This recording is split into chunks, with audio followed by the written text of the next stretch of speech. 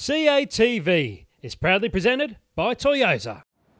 Well, very exciting times, gripped with Ashes fever. We're on the eve of the Adelaide Test, the second Test match in Michael Vaughan. This is a different Adelaide Oval to the one we've seen before. Yeah, and it's magnificent. You can see the development, a little bit of the new, the modern stands, but also the old, the scoreboard, and you can just still see the cathedral. A few trees in the way, but a little bit of the old mixed in with the new. It's a fantastic arena. Yeah, well, it does look fantastic. Just 6 weeks ago, half this field wasn't down. They'd laid the turf for the northern end, late October. So, fingers crossed it works okay.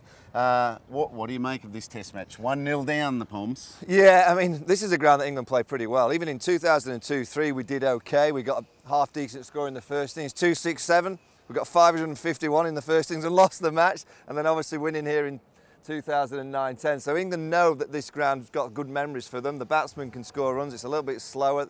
Attritional cricket is what England have played over the last 4 or 5 years. It's worked for them.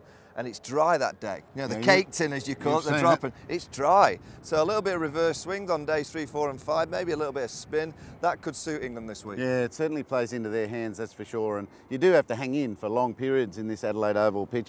Australia have named unchanged lineup. They're confident. England might not be so confident. Who are they going to play? Well, I know the England team will be in that hotel now. They've come and seen this pitch. They weren't expecting it to be this dry. They're thinking, do they play 2 spinners? Do they go balanced at 6? Stokes at 6? Did they go 2 spinners just for the third seam option? Root looks like he's going to bat number 3. Carberry at number 2 is in his 3rd match. He'll be nervous. Pryor's out of form. So there's plenty of balls in the air for England, but it's this ground. They play pretty well here. They'll be more confident on this surface because, look, the Mitch Johnson Thunderbolts round the ear rolls aren't going to happen as often on this candidate. Maybe on day 1, but 2, 3, 4 and 5, it's going to be pretty flat. Yeah, number 6, Bairstow, Stokes or balance? I'm going for root to bat 3, I'm going balance at number 6, and I'm bringing back Bresnan for that kind of solidarity and the consistent levels of what he'll bring with the ball, a little bit with the bat and with the field, and going back to the old school 3-in-1, Graham Swan, just play better. Yeah, it can rattle you, can't you? Being 1-0 down, being the favourite to win a series, they will be edgy.